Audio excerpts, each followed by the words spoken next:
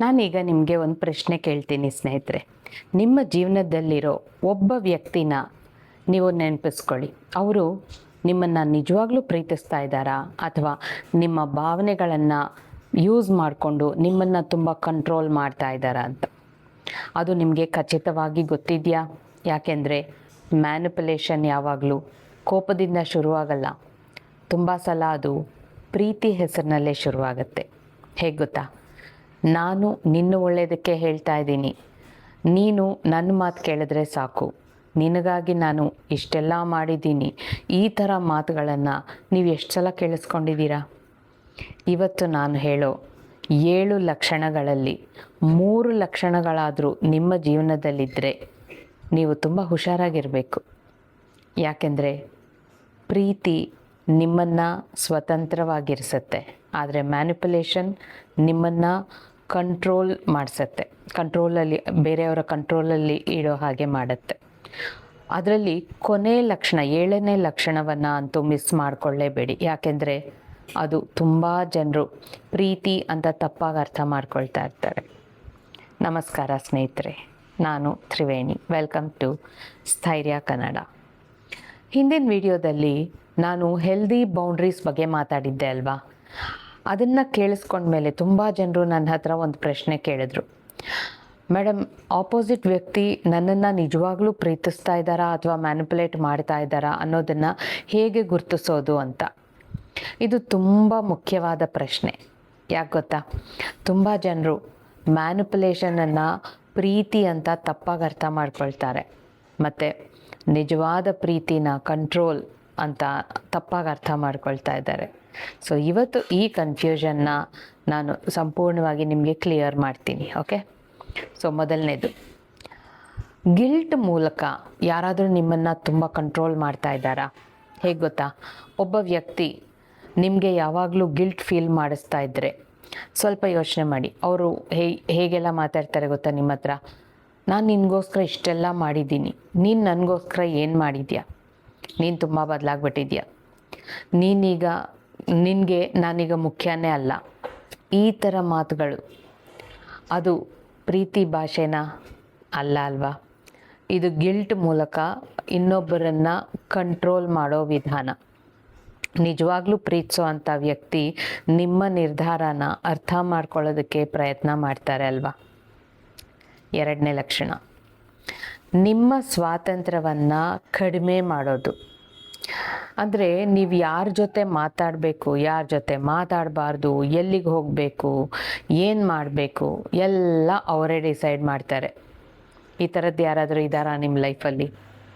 ಅದನ್ನು ಪ್ರೀತಿ ಅಂತ ಕರಿಬೇಡಿ. ನಿಜವಾದ ರಿಲೇಷನ್ಶಿಪ್ಪಲ್ಲಿ ನಂಬಿಕೆ ಇರುತ್ತೆ. ಭಯ ಇರೋ ಜಾಗದಲ್ಲಿ ಮಾತ್ರ ಕಂಟ್ರೋಲೇ ಜಾಸ್ತಿ ಇರುತ್ತೆ. ಅಂದರೆ ಅವರು ನಿಮ್ಮನ್ನು ಕಂಟ್ರೋಲ್ ಮಾಡ್ತಾ ಇದ್ದಾರೆ ಅಂತ ಅರ್ಥ. 3ನೇ ಲಕ್ಷಣ, ನಿಮ್ಮನ್ನು ಯಾರಾದರೂ ಯಾವಾಗಲೂ ಡೌಟ್ ಮಾಡ್ತಾ ಇದ್ದಾರಾ ನಿಮ್ಮ ಮೇಲೆ? ಅಂದರೆ ನೀವು ಯಾವ ನಿರ್ಧಾರ ತಗೊಂಡ್ರೂ ನಿನಗಿದೆಲ್ಲ ಗೊತ್ತಿಲ್ಲ ಬಿಡು, ನೀನು ತಪ್ಪು ಮಾಡ್ತಾ ಇದೆಯಾ, ನಿನ್ನಿಂದ ಆಗೋದೇ ಇಲ್ಲ, ಈ ರೀತಿಯಾದ ಮಾತುಗಳನ್ನು ಪದೇ ಪದೇ ನಿಮ್ಮ ಹತ್ರ ಹೇಳ್ತಾ ಇದ್ದಾರಾ? ಅಂದರೆ ಅವ್ರು ಏನು ಮಾಡ್ತಾ ಇದ್ದಾರೆ? ನಿಧಾನವಾಗಿ ನಿಮ್ಮ ಆತ್ಮವಿಶ್ವಾಸನ ಕಡಿಮೆ ಮಾಡ್ತಾ ಇದ್ದಾರೆ. ಅದನ್ನೇ ಮ್ಯಾನಿಪುಲೇಷನ್ನ ಉದ್ದೇಶ ಅಂತ ಅನ್ನೋದು. ನೀವು ನಿಮ್ಮನ್ನೇ ಡೌಟ್ ಮಾಡಬೇಕು, ಅವರನ್ನಲ್ಲ ಅನ್ನೋದು ಅವರ ಉದ್ದೇಶ ಆಗಿರುತ್ತೆ. 4ನೇ ಲಕ್ಷಣ, ಅವರಿಗೆ ಅವರ ಹ್ಯಾಪಿನೆಸ್ ಮಾತ್ರ ಮುಖ್ಯ ಆಗುತ್ತೆ. ನಿಮಗೇನು ಬೇಕು, ನಿಮಗೇನು ಇಷ್ಟ, ನಿಮ್ಮ ಫೀಲಿಂಗ್ಸ್ ಏನು, ಇದಕ್ಕೆಲ್ಲ ಯಾವ ಬೆಲೆನೇ ಇರಲ್ಲ. ಅವರ ಸಂತೋಷ, ಅವರ ಕಂಫರ್ಟ್, ಅವರ ಡೆಸಿಷನ್ ಅದೇ ಮುಖ್ಯ ಆಗುತ್ತೆ. ಹೆಲ್ದಿ ರಿಲೇಷನ್ಶಿಪ್ಪಲ್ಲಿ ಇಬ್ಬರ ಸಂತೋಷಕ್ಕೂ ಸಮಾನವಾದ ಬೆಲೆ ಇರುತ್ತೆ ಅಲ್ವಾ? ಇನ್ನು 5ನೇ ಲಕ್ಷಣ, ಬೌಂಡ್ರಿಗಳನ್ನು ಗೌರವಿಸೋದು. ನೀವು ಪ್ರೀತಿಯಿಂದ ಇಲ್ಲ ಅಂತ ಹೇಳಿದ್ರು ಯಾರಾದರೂ ನಿಮ್ಮ ಜೊತೆ ಕೋಪ ಮಾಡ್ಕೋತಾ ಇದ್ದಾರಾ? ನಿಮಗೆ ಸೈಲೆಂಟ್ ಟ್ರೀಟ್ಮೆಂಟ್ ಕೊಡ್ತಾ ಇದ್ದಾರಾ? ನಿಮ್ಮ ಜೊತೆ ಮಾತಾಡ್ದೇ ಶಿಕ್ಷೆ ಕೊಡ್ತಾ ಇದ್ದಾರಾ? ಹಾಗಿದ್ರೆ ಅವರಿಗೆ ನಿಮ್ಮ ಬೌಂಡ್ರಿ ಇಷ್ಟ ಆಗ್ತಾ ಇಲ್ಲ. ನಿಮ್ಮನ್ನು ಪ್ರೀತಿಸೋ ವ್ಯಕ್ತಿ ನಿಮ್ಮ ಇಲ್ಲ ಅನ್ನೋದನ್ನು ಗೌರವಿಸ್ತಾರೆ. 6ನೇ ಲಕ್ಷಣ, ಯಾವಾಗಲೂ ಅವರನ್ನು ಅವರೇ ವಿಕ್ಟಿಮ್ ಆಗಿ ತೋರಿಸ್ಕೊಳ್ತಾ ಇರ್ತಾರೆ. ಯಾವ ಸಮಸ್ಯೆ ಆದರೂ, ಯಾವ ತಪ್ಪು, ಎಲ್ಲ ತಪ್ಪನ್ನು ನಿಮ್ಮ ಮೇಲೆ ಹಾಕ್ಬಿಡ್ತಾರೆ. ಅವರನ್ನು ಅವರು ವಿಕ್ಟಿಮ್ ಅಂತ ತೋರಿಸ್ಕೊಳ್ತಾ ಇರ್ತಾರೆ. ನಾನೇನು ಮಾಡಿದೆ, ಎಲ್ಲ ತಪ್ಪು ನಿಂದೆ. ಇದು ಎಮೋಷ್ನಲ್ ಮ್ಯಾನಿಪುಲೇಷನ್ನ ಒಂದು ಕಾಮನ್ ಪ್ಯಾಟರ್ನ್. ಹೆಲ್ದಿ ರಿಲೇಷನ್ಶಿಪ್ನಲ್ಲಿ ಇಬ್ಬರು ತಮ್ಮ ತಪ್ಪನ್ನು ಒಪ್ಕೊಳ್ತಾರೆ. 7ನೇದು ಲಾಸ್ಟ್, ನಿಮ್ಮ ಬೆಳವಣಿಗೆ ನೋಡಿ ಖುಷಿ ಪಡದೇ ಇರೋದು. ಇದು ಅತ್ಯಂತ ಮುಖ್ಯವಾದ ಲಕ್ಷಣ. ನೀವು ಮುಂದೆ ಬೆಳೆಯೋದಕ್ಕೆ ಶುರು ಮಾಡಿದಾಗ ಲೈಫಲ್ಲಿ ನಿಮ್ಮನ್ನು ಕಾಲೆಳೆಯೋದಕ್ಕೆ ಪ್ರಾರಂಭಿಸ್ತಾರೆ.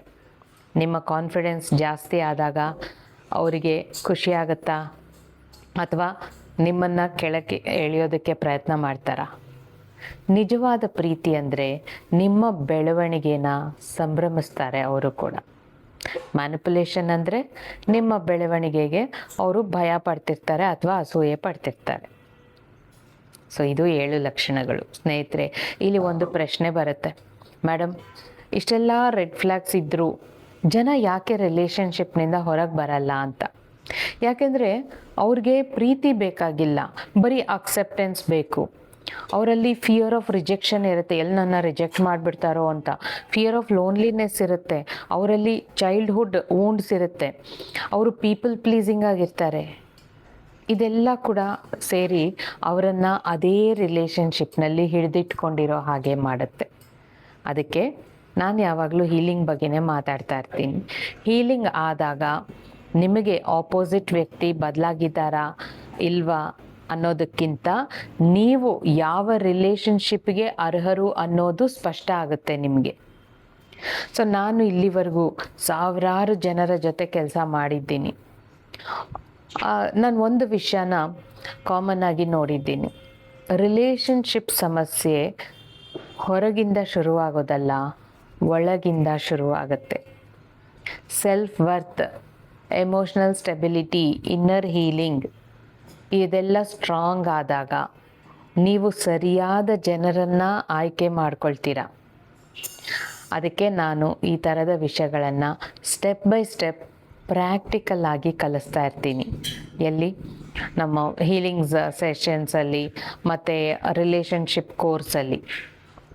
ಸೊ ಈ ವಿಡಿಯೋ ಮುಗಿಸೋದಕ್ಕಿಂತ ಮುಂಚೆ ಒಂದು ಪ್ರಶ್ನೆ ನಿಮ್ಮನ್ನು ನೀವು ಕೇಳ್ಕೊಳ್ಳಿ.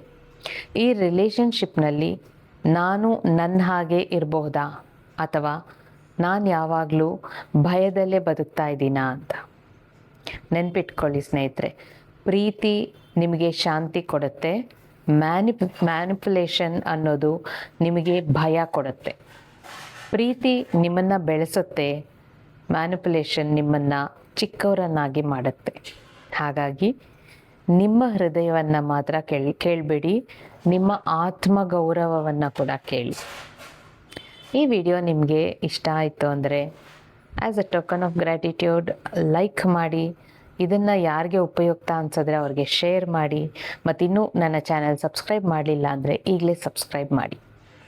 ಈ ವಿಡಿಯೋನ ಯಾವಾಗಲೂ ಕನ್ಫ್ಯೂಸ್ಡ್ ರಿಲೇಷನ್ಶಿಪ್ನಲ್ಲಿರೋ ಒಬ್ಬ ವ್ಯಕ್ತಿಗೆ ಇದನ್ನು ಕಳಿಸಿ. ಬಹುಶಃ ಈ ಒಂದು ವಿಡಿಯೋ ಅವರ ಜೀವನವನ್ನೇ ಬದಲಾಯಿಸ್ಬೋದು ಅಲ್ವಾ? ಧನ್ಯವಾದಗಳು ಸ್ನೇಹಿತರೆ. ಮತ್ತೆ ಮುಂದಿನ ವಿಡಿಯೋದಲ್ಲಿ ಭೇಟಿಯಾಗೋಣ.